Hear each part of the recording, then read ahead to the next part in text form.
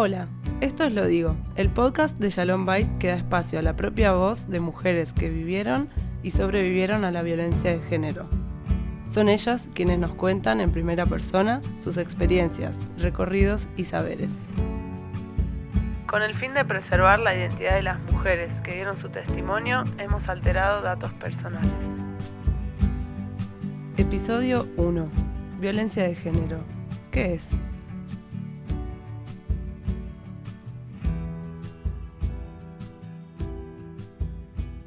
Bienvenidas y bienvenidos al primer episodio del podcast Lo Digo, el podcast de Shalom Bait, un podcast que tendrá diferentes episodios sobre distintos temas de violencia de género. Y este primero en particular es para ir metiéndonos en este tema, poder entender y definir la violencia de género, de qué se trata, cómo se vive. En este primer episodio vamos a conversar con dos mujeres que sobrevivieron a la violencia de género, para conocer su testimonio, sus vivencias, que nos den su visión, cuáles son las formas de violencia que vivieron, cómo y cuándo identificaron que lo que vivían era violencia. Y para empezar vamos primero a presentarnos. Yo soy Fernanda Tarica, fundadora y directora de Shalom Bait desde hace más de 20 años y que trabajo en este campo, soy médica con formación en este tema hace más de 25 años. Y acá está mi compañera de este episodio y de todos los episodios de este podcast. Hola. Hola, bueno, mi nombre es Tamara, soy trabajadora social, también especializada en violencia de género. Y bueno, formo parte del equipo de Shalom Bait hace 4 años, más o menos. Pero bueno, en la temática llevo también como un recorrido de más o menos 10 años entre militancia y otros espacios de laburo. Así que bueno, acá estamos para arrancar. Bueno, acá contentas y también nerviosas. Vamos a presentar a quien nos acompaña hoy.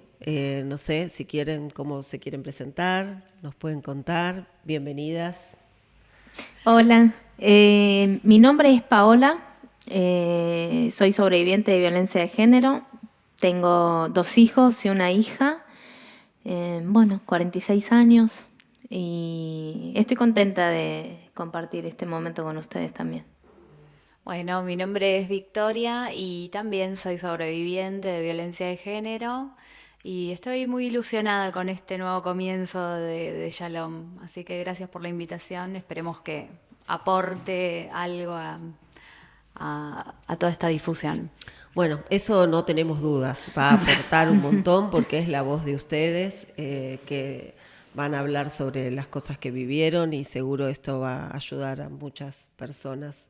Sin duda, así que gracias a ustedes por estar acá. Uh-huh. Gracias.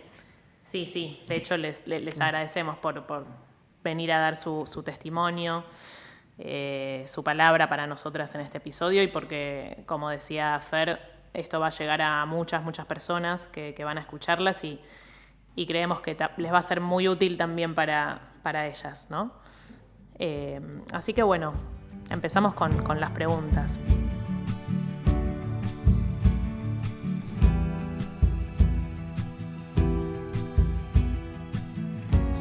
Primero, para poner un poco en contexto, queríamos preguntarles cómo empezó el vínculo con sus exparejas, cómo fue el noviazgo, ¿no? Ese primer inicio de la relación, cómo avanzó, si luego se casaron, si hubo convivencia, como contarnos un poquito de esa primera etapa. Bueno, mira, empezó como un noviazgo idílico, divino, súper seductor, todo lo que uno espera del noviazgo de estas relaciones de Disney. Pero no, bueno, fue como un comienzo muy soñado, o sea, era un seductor. Y la verdad que estuvo muy bien durante muchos años. Yo estuve novia 6 años. Luego nos casamos y estuvimos casados como 15 años más y las cosas empezaron a distorsionarse en el medio. Pero bueno, no lo pude identificar, no lo identifiqué inicialmente. Así que bueno, si tuviera que decir algo respecto de este momento, o sea, uno cuando se da cuenta con el diario del lunes que vivió o que vive violencia de género, ya es tarde. O sea, la verdad es que no hay un hito donde identificar que ahí empezó la violencia. Ahí como con el diario del lunes te puedo decir que hubo muchos indicios, pero que socialmente, incluso a nivel la formación de cada uno, también no los vas identificando inmediatamente. Va aconteciendo hasta que eso no tiene una vuelta. No sé qué acotar de esto. Lo mío, por ejemplo, fue todo lo contrario. Muy diferente a lo de mi compañera, porque que yo estaba en un momento muy difícil de mi vida, con un duelo. Había muerto mi hermana y ahí es donde aparece el progenitor de mis hijos, y creo que entré así era todo una mentira. Había un montón de cosas que me resultaban sospechosas, pero no podía identificar qué era. Después, con el paso del tiempo me fui dando cuenta, pero también yo veía cosas raras, ¿no? Que me ocultaba, misteriosas, así, unas cosas que no me había pasado antes. Entonces no podía discernir. Quedé embarazada a los 4 meses y me junté en ese momento y empecé a vivir violencia física. Creo que ya cuando nació mi hijo, menos del año de vida de él, ¿no? Y mi hijo tiene 22 años en el medio.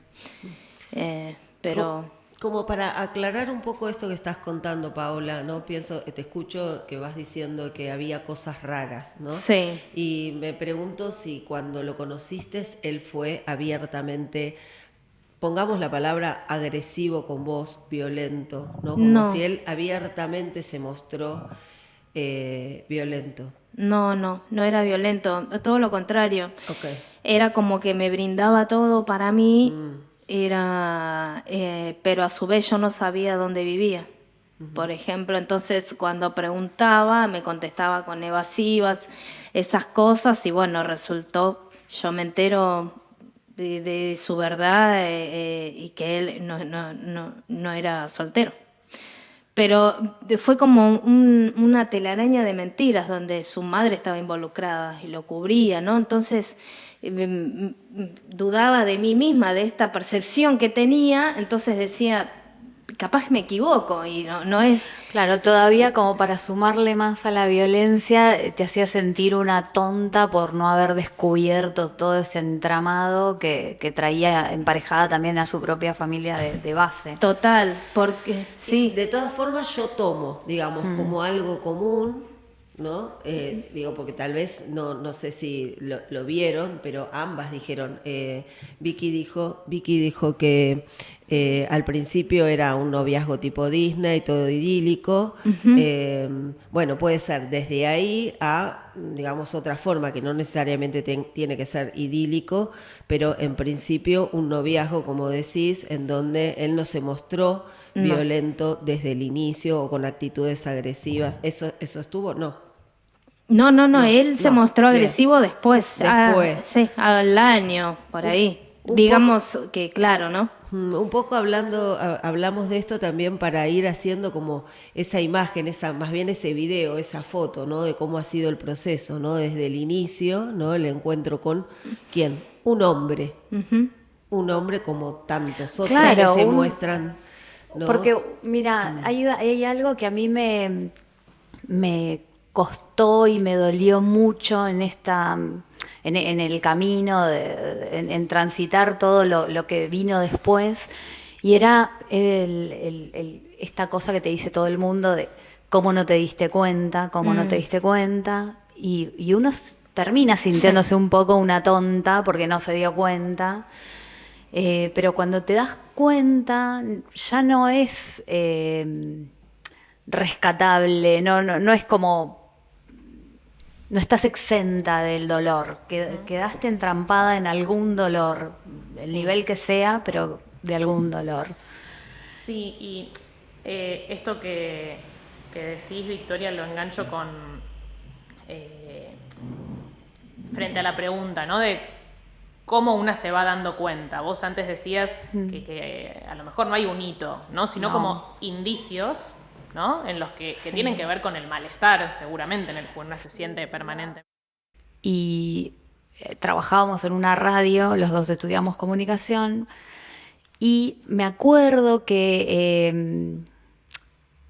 en ese momento yo tenía a cargo un bloque de noticias, entonces le decía cómo encarar esa noticia. Pero bueno, ahí ya estábamos empezando a salir, estábamos en el pleno coqueteo, en esta cosa linda del coqueteo, la parte linda del coqueteo, que realmente fue bueno. Entonces, yo hoy con el diario del lunes te puedo recordar ese momento y decir, pero entonces cuando él se quejaba de mi forma de analizar o exponer tal noticia, en realidad lo que estaba haciendo era menospreciar o bajarle el precio a mi forma de trabajar o lo que fuere. Y ahí es donde vos decís, bueno, pero ¿cómo no te diste cuenta? Y no sé. O sea, yo estaba enamorada de ese hombre, muy enamorada, ¿no? Es que, o sea, sí.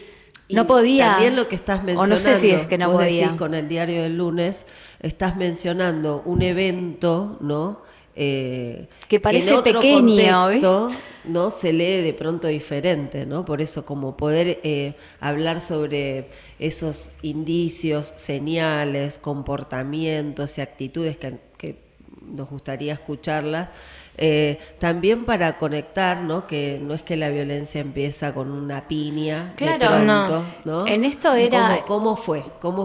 Y a mí, yo particularmente confundí o me hizo creer esto del cuidado y eran celos controladores. Y él decía que me cuidaba, ¿no? Porque me quería. Entonces, de a poco fueron las prohibiciones y cómo vas a salir de noche o con tus amigas. O sea, todo era para cuidarme, supuestamente, de la ropa, de dónde vas, desde siempre. Yo ahora que lo recuerdo fue desde siempre, ¿no? No es que él me decía que lo llamara porque se preocupaba, no, me decía que lo llamaba porque me controlaba. Entonces, y así fue muchos años. Y en ese momento tuyo también era una vulnerabilidad tan grande que el otro te cuide. Claro, totalmente. Sonaba hasta, sí. no sé, divino, hermoso, amoroso. Aparte pensaba y decía, se preocupa por mí, ¿viste? Alguien que se preocupara y dije, que le importa, me llama para saber cómo estoy, ¿viste? Y no era lo que menos le importaba, no era eso, no venía por ahí. Claro, porque no era lo que decís, no un llamado para ver cómo estabas, ¿no? Vos mencionaste esto del control y las prohibiciones. Sí, de a poquito, todo muy sutil, ¿no? Porque no fue que vino y me dijo, no te pones esto o no salís, no. Era esto de decir, sí, pero esto, capaz que yo tenía una ropa a mí y me dijo, mirá lo que te compré, esto me gusta más, mirá, te lo regalo, no sé. Y yo me terminaba comprando él la ropa que yo me tenía que poner. Pero todo fue muy sutil, no me decía, no salgas, pero sí me decía, ¿para qué si podemos hacer tal o cual cosa? Y fue de a poco, así, y cuando me di cuenta estaba aislada del mundo, sin contacto con nadie. Me había alejado de todos y de todas las personas que me querían siempre tenían algo. No, esta no, por tal, porque si es tu amiga, porque si es tu prima, porque si es... entonces me fue haciendo un cerco invisible donde no podía salir. Era como una jaula sin rejas, pero estaba encerrada. Así me sentía, asfixiada. Pero nunca me dijo, no vas, no te pones. No eran sus palabras. Utilizaba esto, ¿no? De la manipulación constante y de que el otro quería siempre como lastimarme, ¿no? Todo dado vuelta. Y me acabo de dar, no sé si es que me di cuenta ahora, recién, pero digo, qué diferentes los tipos de violencia. Porque en mi caso, él era un gran solitario y se sumaba a mis grupos de amigos. No, él no tenía salidas. Yo en ese momento para mí en ese momento fue como gratificante porque bueno, me acompañaba a cualquier lado y era un tipo presentable y agradable para charlar y para disentir, estaba bien, pero me acuerdo que él en ese caso, en mi caso, absorbió un montón de amistades mías que porque no tenía un grupo, no tenía un dónde. No me prohibía salir, no, para nada. Al contrario, o sea, había veces que se quería quedar y se quedaba y yo salía sin ninguna problemática. Eh, su, su violencia pasó más por lo psicológico, lo intelectual. Creo que ahí le jorobaba un montón su ego y fue duro. Fue duro, aparte de esto, o sea, uno va cayendo en esta trampa de, bueno, evidentemente yo no estoy haciendo todo bien. Es que sí, es que tiene que ver con eso, porque yo recuerdo que lo contrario, porque yo no podía trabajar, no podía estudiar, no podía ir al gimnasio, que me acuerdo que un día dije, bueno, voy a ir a un gimnasio como para tomar un poco de aire, y me compró una máquina para hacer gimnasia y me la llevaron a mi casa. O sea, hoy me río, ¿no? Pero en ese momento dije, wow, me compró las máquinas, dije, qué bueno, ¿entendés? O sea, yo no llegaba a entender todo lo que pasaba en ese momento. Pero yo fui prohibida de todo. Y pensaba en esto que vos decís de estas formas de control disfrazadas de cuidado, ¿no? Y también lo que decías antes vos, Vicky, de que arrancó como una relación Disney, ¿no? Y esas expectativas que de repente las mujeres tenemos, ¿no? Porque de alguna forma todas somos parte de esta sociedad. Y bueno, están esos modelos, ¿no? Digamos, a los cuales de repente una aspira, claro, y que tienen que ver con la violencia también. También es violento, modelos. Este modelo es violento. O sea, hoy te digo que yo no quiero no quisiera nunca más una relación Disney. Ni dentro de ningún estereotipo. O sea, lo que quiero querer, quiero que me quieran, quiero el diálogo, quiero el consenso. Ni una cosa ni... ¿Cómo era, Vicky, tu día a día, tu vida cotidiana? Mira, a diferencia de Pau, mira, me pasaron dos cosas. Me acuerdo de dos cosas fuertes. Una era que él quería, siempre trabajé, toda mi vida trabajé, así que contra eso no hubo mucha oposición. Mi independencia económica, ponele, estaba, no era suficiente, pero estaba. Ahora, en un momento cuando me puse a estudiar otra carrera, me pidió por favor que la dejara porque me extrañaba. Y en esto, por eso hice tanto espejo con vos, porque era en ese momento que él me extrañara, para mí significaba un montón. Lo asocié con el querer o con la relación Disney y esto de estar pegoteados todo el día. Y la verdad que fue horrible. Yo no sé si fue ahí, pero ahí yo pude detectar algún tipo de violencia que no venía viendo. Cuando dejé la segunda carrera para quedarme ahí porque me extrañaba. Fue uno de los peores momentos. Empezaron las discusiones, el juego del poder todo el tiempo. Había un tironeo de quién tenía la razón, quién estaba mejor parado que el otro, quién traía más plata a casa. Era una gran competencia.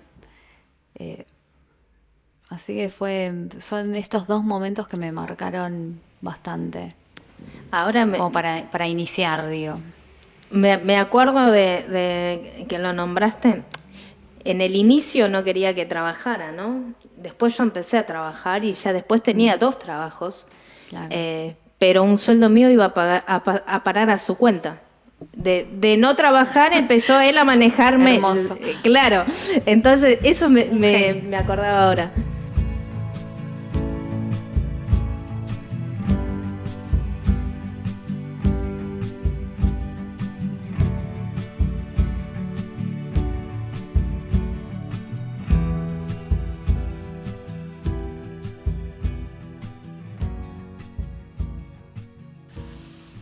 Bueno, y estás introduciendo, digamos, como algo de las distintas formas de violencia, ¿no? Porque mencionaste, por ejemplo, también la económica, ¿no? Como Total. que vos... mucha gente cree que violencia económica es...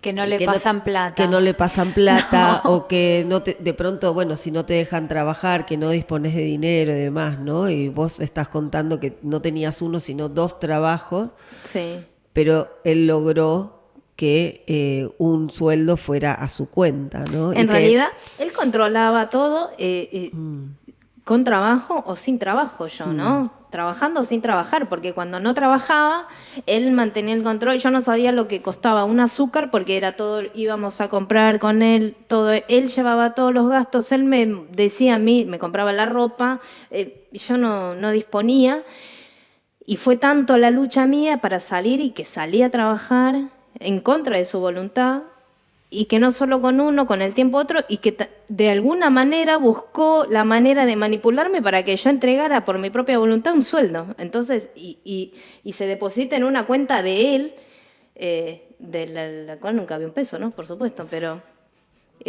trabajando y sin trabajar, nunca tuve el control de la plata.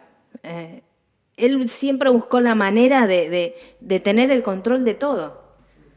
Sí, y además, justamente en el mundo en el que vivimos, no tener acceso a dinero es mucho más limitante en cuanto a poder tener autonomía, digamos, es esa jaula, ¿no? De la que hablabas de sin barrotes, ¿no? Digamos, esto de el estar aislada. Bueno, la violencia económica en todas sus formas, ¿no? Que no es solamente el no pago de alimentos, ¿no? Como la más conocida, refuerza como muy fuerte la posibilidad de salir de estas situaciones, como algo muy concreto en relación a mantener cautivas a las víctimas. Y lo que vas construyendo alrededor de esto, porque Pau acaba de decir algo que para mí es clave, y es esto de que logró que vos con tu propia voluntad elijas que ese sueldo sea depositado en su cuenta. Esto era otro tema, es otro tema de violencia económica que para mí es terrible. En mi caso, yo pagaba todos los gastos, ya teníamos hijos, y pagaba todos los gastos de la casa absoluta. Me quedaban 0 pesos y nunca me voy a olvidar que me daba 50 pesos para el subte, para las milanesas, para el aceite, o sea, 50 pesos. A mí y yo también tenía que organizarme con 50 pesos cuando había pagado todo, porque su sueldo, que era la entrada fuerte y, bueno, trabajos, o sea, en negro, generando estafas, dólares, o sea, unas cosas turbias, estaban destinados a la futura casa que nos íbamos a comprar, que por supuesto nunca llegó. Pero aparte este sometimiento de decir, bueno, yo pago todo, y después sentirte que eras una, no sé, yo sentía que le mendigaba cuando necesitaba plata para la SUBE. Y esto para mí había sido como Esto creo que fue una de las formas más denigrantes, porque conociendo las capacidades de cada una, incluso laburando como loca, vos decís, y no tengo plata para la SUBE porque acabo de pagar todo, la vida.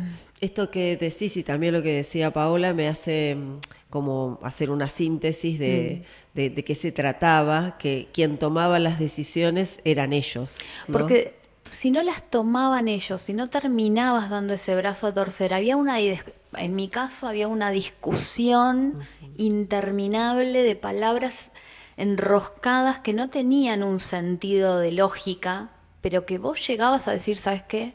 Sí, está bien. Basta, no, por tal de no seguir en ese loop escuchando y disintiendo y decir, bueno, ya está, ¿sabes qué? Hagamos eso, listo, y seguís un rato más. Y Paola dijo algo que me hizo como un poco de ruido y que vos lo tomaste, que fue por mi propia voluntad, ¿no? Terrible, Entonces me terrible. preguntaba si hay una propia voluntad cuando se convive con una persona que ejerce violencia, que te manipula y que te lleva él al lugar que él quiere, ¿no? De tomar la decisión de, bueno, este sueldo es para esta cuenta, la manejo yo, y esto es para la casa y esto es para la SUBE. Acá entra en juego esta cosa que nos dice la gente, de cómo no te diste cuenta, podés ser tan tonta, esto de entre la propia voluntad y no. O sea, no hay una clara voluntad. Yo no le quiero ceder la ganancia de mi laburo a otra persona, ni aunque sea la persona que más amo en el mundo, porque la verdad necesito pagar el alquiler, la comida, mi ropa. Pero hay un agotamiento, yo recuerdo mi agotamiento físico, psicológico, emocional, el llanto, la oscuridad de vivir en una contienda constante, ya sea por si elegía una marca de aceite u otra, ¿entendés? O por si alquilábamos en Belgrano o en Lanús, no sé, no importa. Por decir algo, o sea, ya fuera una decisión súper importante o una pavada ínfima que nada, de la vida cotidiana, era un escándalo, y frente a eso yo podía ceder algunas voluntades porque no tenía ganas de meter el cuerpo en todo eso, no me alcanzaba para seguir trabajando, cuidando hijos y bla. A mí me pasa, por ejemplo, me pasaba que no discutía. Eso ya se daba por sentado que iba a ser como él decía, no había discusión. Y con el tema de donde cuando yo entregaba un sueldo era con me hiciste acordar con esto de que íbamos a poner un negocio juntos, íbamos a trabajar. La ilusión, siempre hay una ilusión, para ceder. Y él lo sabía y lo tenía claro y jugaba con eso, ¿no? Jugaba con mi cabeza constantemente y después de lo que se iba a comprar, no se discutía, era como él decía. No tenía un lugar para decir, dar una opinión y decir, me parece, no existía.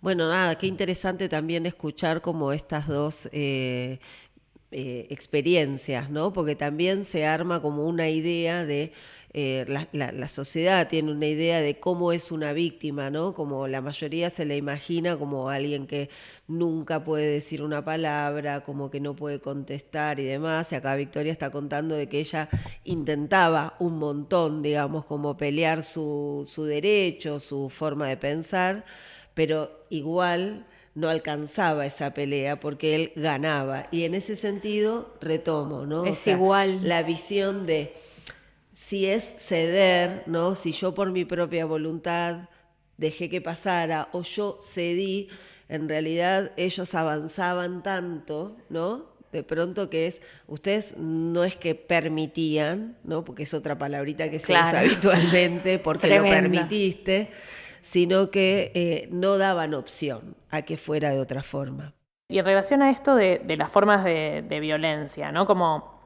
Y en estas cosas que se dicen, ¿qué piensan ustedes sobre esta idea de las formas de violencia más graves que otras? ¿no? Digamos que muchas veces se escucha esto muy presente, ¿no? De que la violencia física es la más grave, ¿no? Digamos, después de todas las formas de violencia y situaciones que ustedes vienen contando, ¿qué tienen para decir sobre esto? La violencia física es la más visible.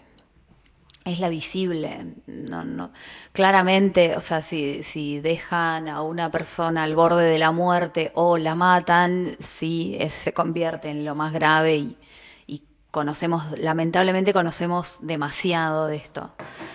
Pero es una línea delgada para decirte que una es más grave que la otra. Hay violencias psicológicas que te llevan a otros tipos de muertes.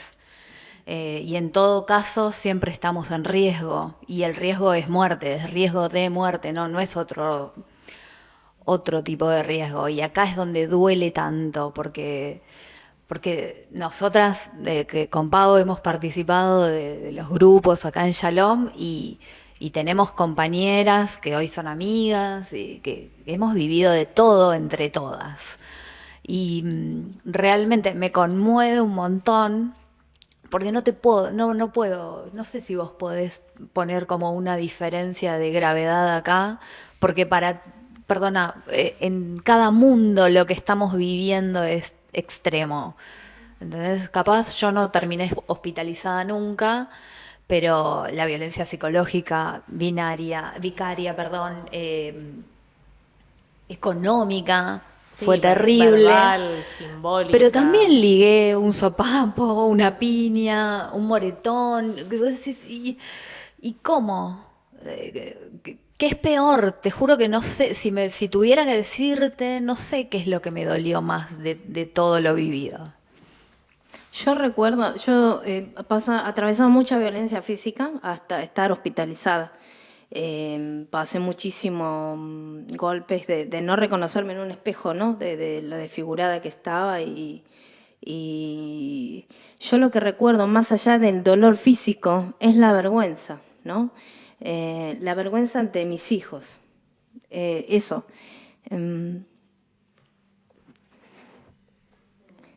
Es un poco difícil,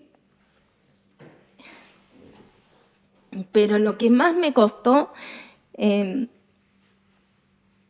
fue lo psicológico,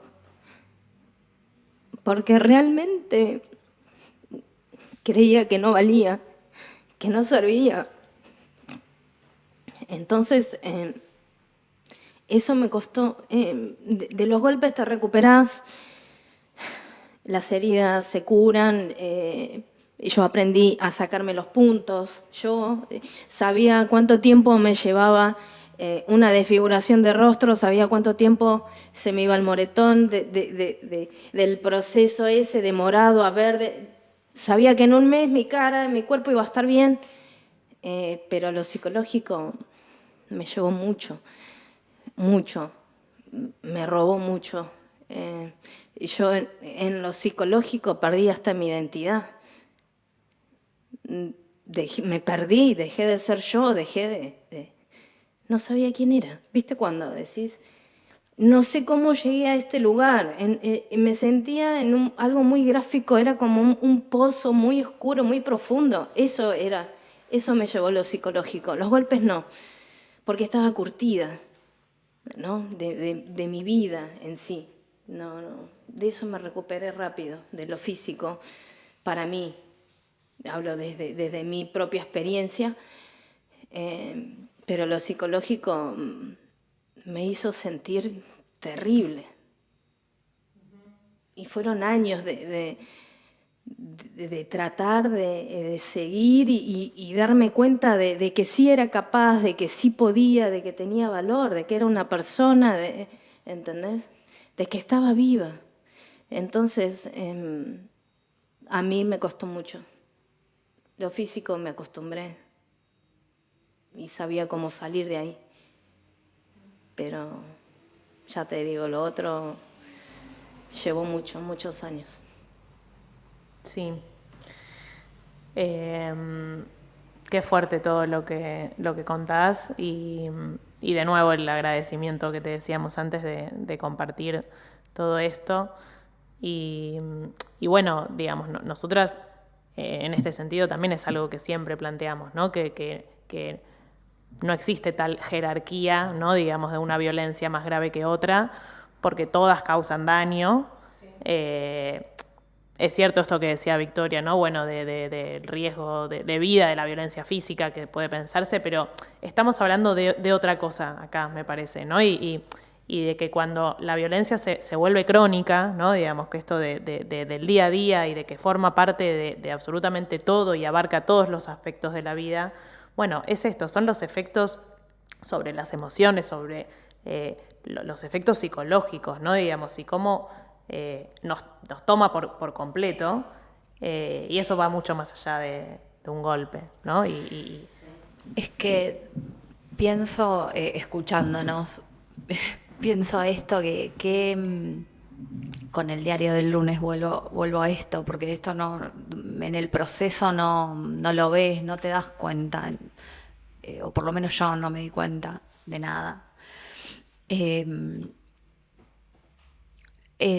Cómo venimos, cómo esto, la modificación de nuestros caracteres, donde empezamos en un lugar y empezás a sentirte esto, que sos una tonta, que no podés, que te duele, que bueno, capaz que, o sea, es tan avasallante la postura del otro, de este otro violento, que no escucha, que no cede, que nunca hay un cambio, donde uno va empezando a dudar de sí misma, de si tengo razón, capaz que estoy equivocada.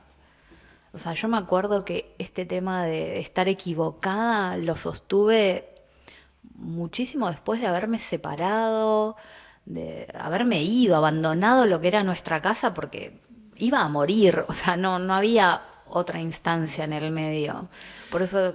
Ambas están hablando del proceso, ¿no? Y así como hicimos ese recorrido desde el noviazgo hasta ahora que están contando esto, ¿no? En ese proceso, ¿no? Lo que ustedes cuentan también es que se fue como haciendo propia, interiorizando la voz de sus maridos, parejas del violento, ¿no? O sea, eras una tonta y te lo dicen una vez, cuando te lo dicen 10, 100, finalmente se pone en duda, ¿no? Lo que realmente sos. Es parte de ese proceso. Pero ¿no? mira, no es que solamente te dicen que sos una tonta, porque si no, yo te digo, sos una tonta, tantas veces, y vos seguramente no me des entidad porque no hay nada más que un dicho ajeno. El tema es que sos una tonta y hay indicios por los cuales el otro cree que sos una tonta y su postura tiene una firmeza que, o sea, yo pienso de todos, hoy considero que todos estamos en constante proceso de cambio y de crecimiento y evolución y demás. O sea, yo puedo dudar de mí hoy con mucha tranquilidad, pero en aquel momento no me podía permitir equivocarme, porque que yo me equivocara implicaba que además que él me dijera que yo era una tonta, iba a tener razón, que yo soy una tonta y yo me equivoco, soy un ser humano, o sea, nos equivocamos. Y esto fue haciendo lugar, en lo personal me fue haciendo lugar y terminé cayendo y creyendo en que francamente no iba a poder con muchas cosas. Es re importante esto que estamos hablando, porque estamos hablando también de cómo en este proceso, cómo la violencia va increyendo, ¿no? Cómo va desde un punto casi imperceptible a otros, ¿no? En tu caso, tu situación, Vicky, no viviste, no fuiste hospitalizada, pero sí fuiste víctima de violencia física. Paola sufrió episodios de que la llevaron a estar hospitalizada, en donde el riesgo de vida está siempre presente. Y es re importante hablar de esto, porque de pronto hay muchas mujeres que podrían estar escuchando hoy este capítulo,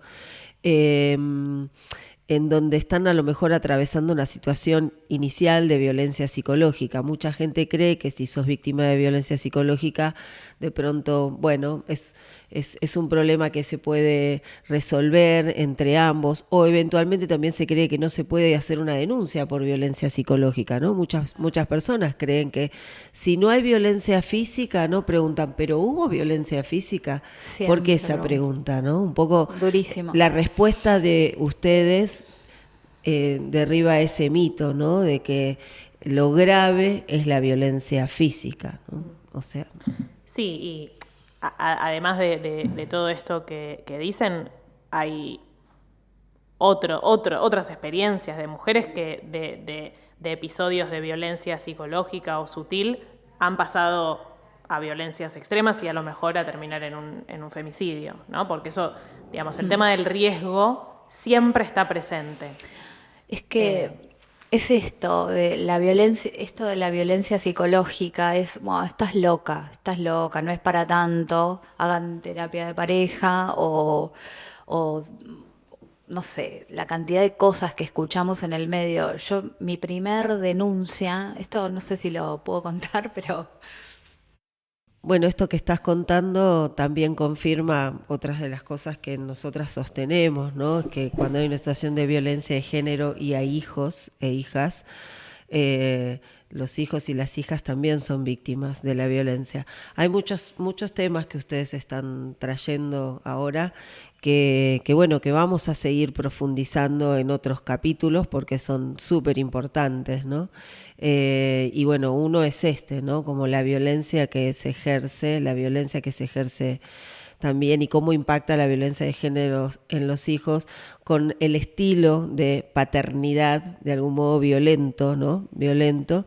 Y también es interesante esto que decís porque está bien pensar, habitualmente así como la gente piensa en la violencia física, también piensa en la violencia en términos de acción, ¿no? Y también hay muchos modos de violencia por omisión, ¿no? De pronto no cubrir las necesidades físicas de cuidado, de medicación, en este caso de tu hija, era una forma, ¿no? De ejercer el control, de hacer lo que él decidía, hacer lo que él quería, ¿no? Como defender ese lugar, ¿no? Como que hay muchas formas de violencia por omisión, igual de graves, ¿no? Como que todas son graves.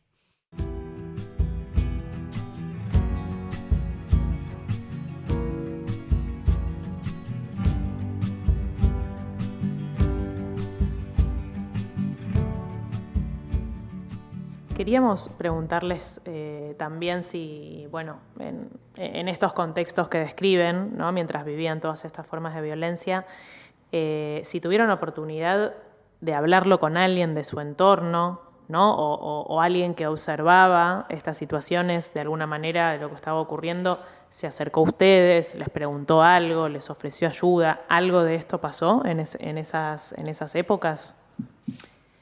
Yo recuerdo cuando a mí me golpeaba, digamos que me iba escapando, ¿no? Con mis hijos, me tomaba un auto y me iba a lo de mi prima, a lo de mi amiga y después a lo de mi otra amiga también. Y recuerdo que se enojaban mucho cuando me veían porque nunca llegaba bien, siempre llegaba en estados deplorables, ensangrentada, desfigurada, ¿no? Siempre en esos estados. Me iba con mis hijos chiquitos. Y yo recuerdo que ellos querían ir en contra, ¿no? Ir y darle una paliza a él por lo que me había hecho a mí, ¿no? Como todo esto con bronca. Pero yo les decía que no, pero no por defenderlo, sino porque yo sabía que era mi casa.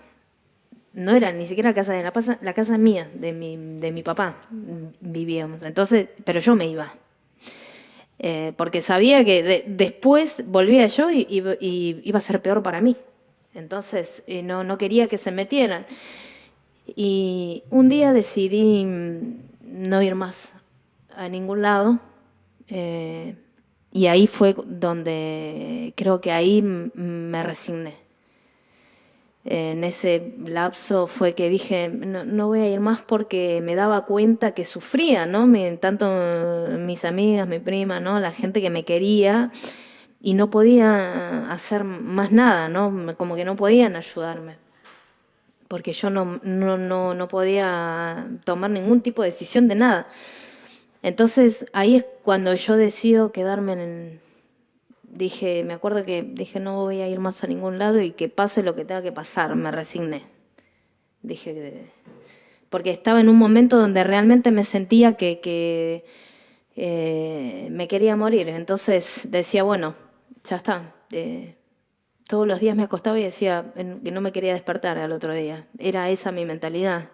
Y pasaba lo que pasaba y había golpes y yo estaba ahí cada vez más hundida y más hundida y ya no me importaba ni mi vida, ¿no? No tenía sentido más nada ahí. Y recuerdo la mirada de mi hijo en una de estas palizas donde él me ve y ahí es cuando dije, algo tengo que hacer, ¿no? No me dijo nada, solo me miró. Y esa mirada me dijo todo. Y ahí es donde digo, algo tengo que hacer. No puede ser. Yo sabía que estaba mal, todavía no podía decir que esto era violencia, ¿no? No podía decirlo porque mi historia, yo vengo de una infancia violenta, con abusos sexuales en mi infancia, adolescencia. Entonces, esto era como algo más en mi vida. Todavía no podía darme cuenta de qué nombre tenía. Entonces, sabía que algo tenía que cambiar, algo tenía que hacer.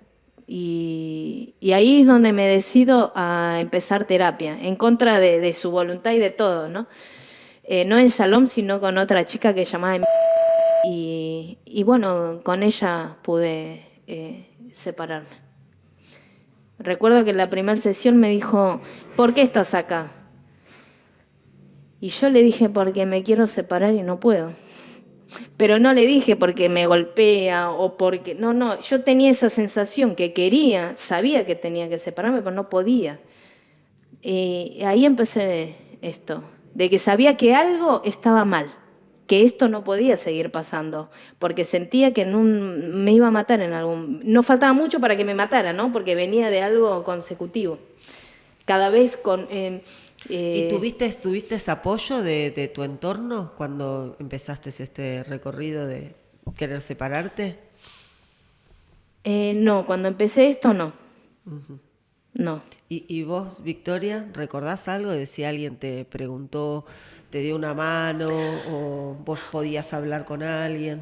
Yo, la verdad es que siempre estuve rodeada de muchos amigos de diferentes entornos, de diferentes lugares, y podía hablar libremente con mucha gente. Y tengo un par de comentarios que recuerdo. Una amiga muy, muy, muy cercana me dice un día que está podrida de escucharme la multitud de quejas que yo tenía respecto de este hombre y la falta de amor. Y yo hasta ese momento era solo queja y no registraba este tema del amor, parecía un montón y francamente ni me lo cuestionaba, era el día, o sea, la violencia abarcaba tanto nuestra vida que el amor era algo que no sabía ni de qué se trataba. Y ella me dijo, en realidad me confrontó con esto, es decir, me tenés podrida, ¿por qué no haces algo? O sea, sepárate. Y fue como, bueno, no, nada, o sea, tengo que seguir, o sea, tengo una nena con una discapacidad, un nene chiquito, era como el temor a separarme por eso. Y algún día que llegué llorando al laburo por alguna situación, una señora del trabajo me dice, que sabía de mi historia, que no es una señora como muy cercana, pero era una señora del trabajo. Me dice, mejor, porque yo tengo casi 40 en ese momento, me dice, mejor a los 40 que nunca. Me dice, mejor a los 70 que nunca. O sea, como diciendo, o sea, me veía viendo sufrir. Mis amigos, la verdad que oro y mis amigos son lo mismo.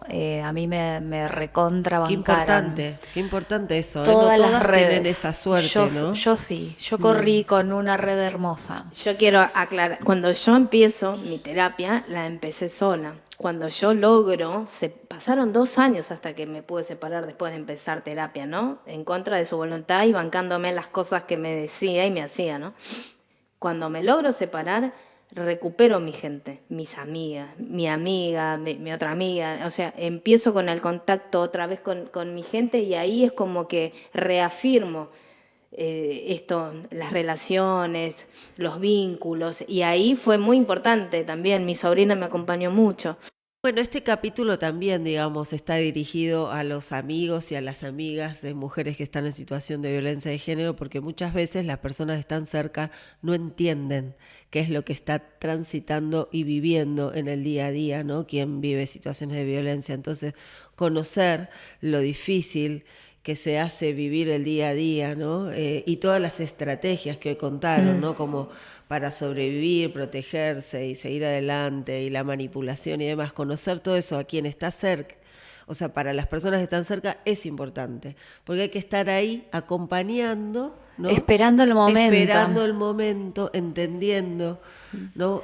Y Sin no enojarse, siempre, sin culpabilizar. Y no siempre van a entender todo. Mis amigos, hermanos de la vida o lo que sea, mis amigos han llegado a decirme frases célebres terribles.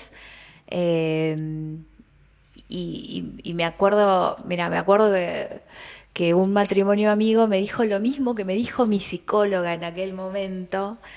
Mi psicóloga también me dijo: es el padre que elegiste, es el padre que le elegiste a tus hijos. Y yo digo, pero si yo no sabía quién iba a ser yo como madre, ¿cómo voy a saber cómo va a ser el otro como padre? Yo, el momento que quedé embarazada, estaba enamorada, lo amaba.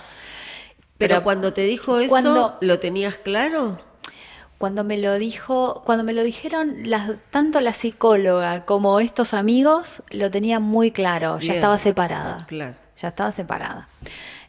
No fue anterior. Porque es un mensaje culpabilizador, ¿no? Sos la culpable, elegiste a ese padre. Mira, ¿no? por suerte cuando recibí este mensaje estaba bien parada. Si lo hubiese recibido antes de separarme, seguramente estaría todavía sufriendo las consecuencias.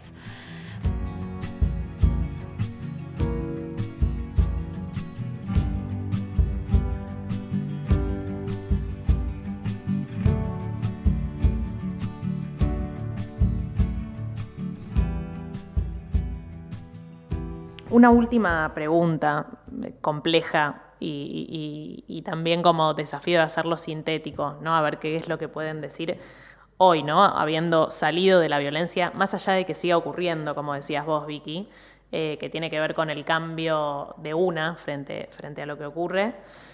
¿Qué es para ustedes la violencia de género? Para mí la violencia, lo que significó en mi vida fue la pérdida de mi identidad total, de mi persona. Dejé de tener derechos, no era dueña de absolutamente nada. A mí me devastó, me llevó a un lugar muy oscuro. Para mí la violencia de género fue el principio del fin, ¿no? Porque fui a eso. Dejé de ser una persona y me convertí en un objeto.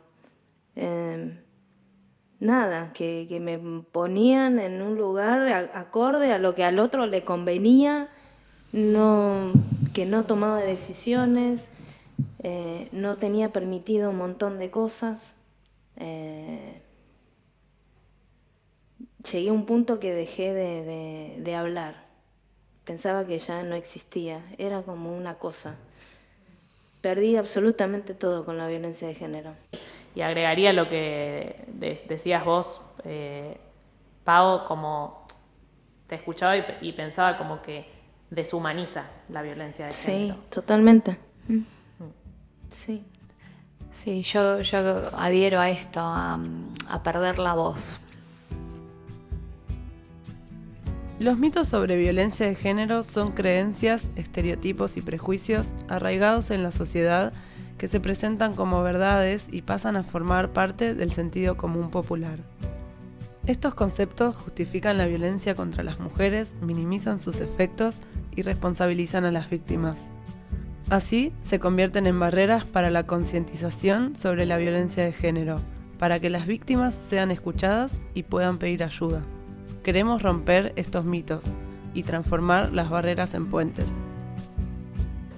¿Les pasó que sus amigos, amigas, familiares, algún profesional, psicólogo, psicóloga, abogado, abogada, les dijeran que lo que estaban viviendo, lo que estaban pasando era un conflicto de pareja o un conflicto entre adultos que tenían que resolver o una relación tóxica? Sí.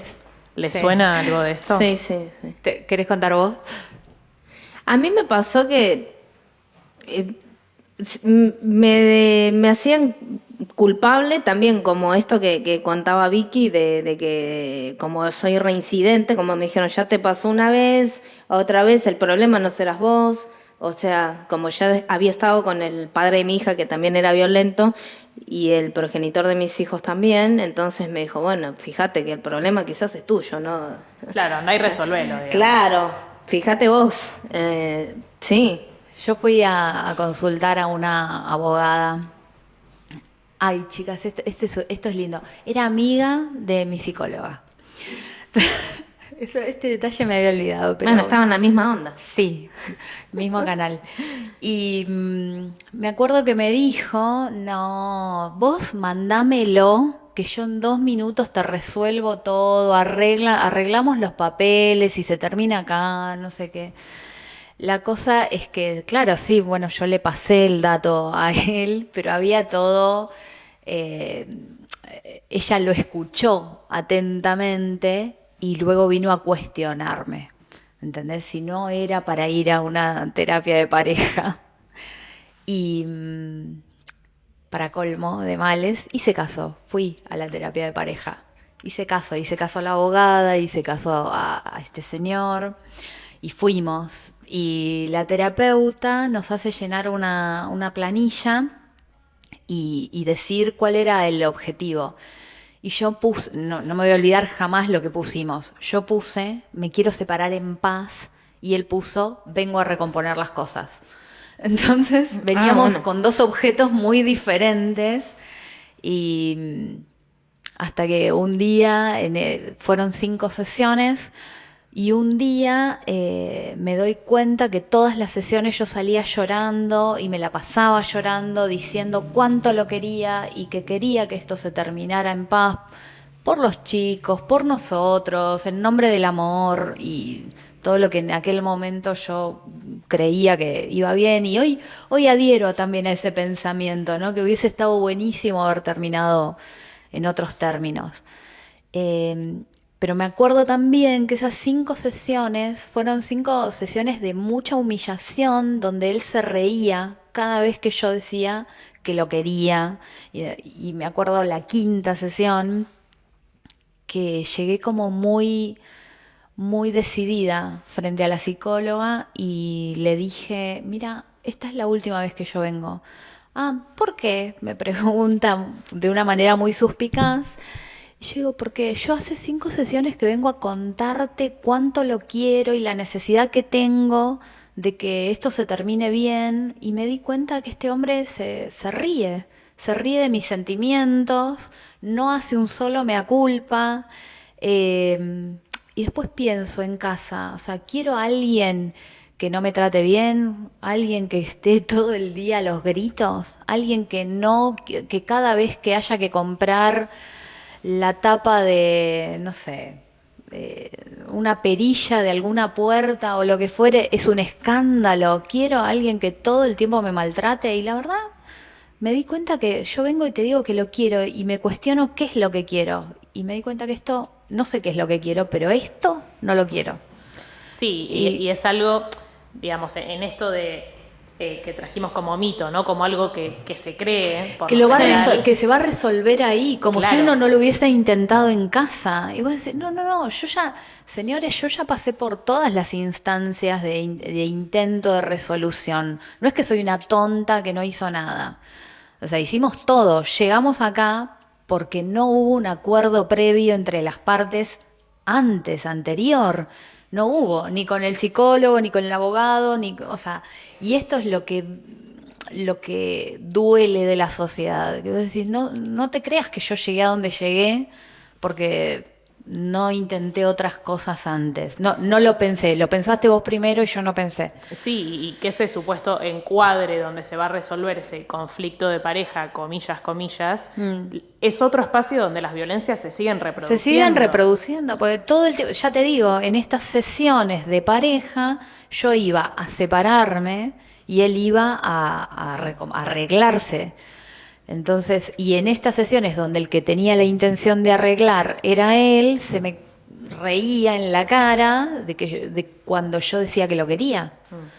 Sí, y también cuando profesionales que intervienen en estas situaciones, porque una va a pedir ayuda y se encuentra con esto, no hace más que reforzar la idea de que es que institucionalizan la violencia. El profesional que tenés enfrente, si no pone esta limitación, o si no la detecta, si no detecta la violencia de género, si no está capacitado, realmente institucionaliza la violencia, no solamente para el violento, que sigue creyendo que tiene la razón, sino para nosotras, que seguimos sintiéndonos unas tontas por no haber hecho o por no haber sido, no sé, buenas víctimas o lo que sea. O culpables. O partes, claro, o eso, ¿no? Como parte de la responsabilidad de lo que pasa también es de la víctima. Digamos que cuando se plantea la situación como un conflicto de pareja, en realidad lo que se está diciendo es que hay una paridad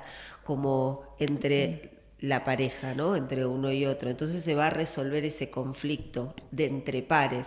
Pero una gran diferencia entre un conflicto de parejas, que las parejas perfectamente podemos tener, ¿sí? Y una situación de violencia es un poco lo que estamos en desventaja. Están en desventaja. Claro, no hay paridad. Es la desigualdad, es el sometimiento, es el control, es el miedo. Las mujeres que están en situación de violencia de género en una terapia de pareja tienen miedo de hablar. Y por otro lado, si hablan, también tienen miedo de las consecuencias por haber hablado, ¿no? Sí, y también esto que se escucha también mucho de conflicto como entre adultos, ¿no? Digamos, como si el hecho de ser adulto, ¿no? Y no ser un niño o una niña, no te pondría en una situación de desigualdad frente a la otra persona, ¿no? Sí. Como si alcanzara con la adultez. Sí, y también recalcar esto, digamos, no mencionar a la violencia es ser cómplice de esa situación que está ocurriendo, ¿no? Y eso equivale al vecino, al amigo, al familiar, al psicólogo, al abogado, a la abogada, cualquiera, que dice esto, ¿no? Recordé una frase que siempre tomamos en Shalom en algunas publicaciones, ¿no? Que el silencio estimula al verdugo, nunca ayuda a la víctima, ¿no? Fuerte. Bueno, nada, escucharlas es luz, de verdad, es muy conmovedor escucharlas, saber por todo lo que vivieron y todo lo que han hecho, ¿no? Para ser quienes son hoy y estar acá y hablar de eso, ¿no? Realmente, gracias. Muchas gracias. A ustedes por el espacio y bueno, por todo lo que nos han ayudado durante estos años. No hubiera sido lo mismo sin el apoyo de Shalom. Exacto. Así que gracias a ustedes. Yo pienso lo mismo. Para mí fue Shalom, me salvó. Me rescató, era lo que necesitaba. Así que gracias.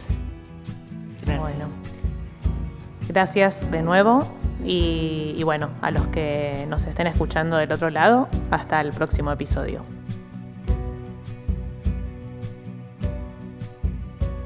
Si estás en una situación de violencia de género o te resultó familiar algo de lo que escuchaste, no estás sola. Podés contactarte con nosotras. Hay salida de la violencia de género. Esto fue Lo Digo, el podcast de Shalom Bait. Cada testimonio, y todos a la vez, son muestra de las transformaciones, los caminos y las luchas individuales y colectivas en la salida de la violencia. Este proyecto fue realizado gracias al apoyo de la Embajada de Irlanda.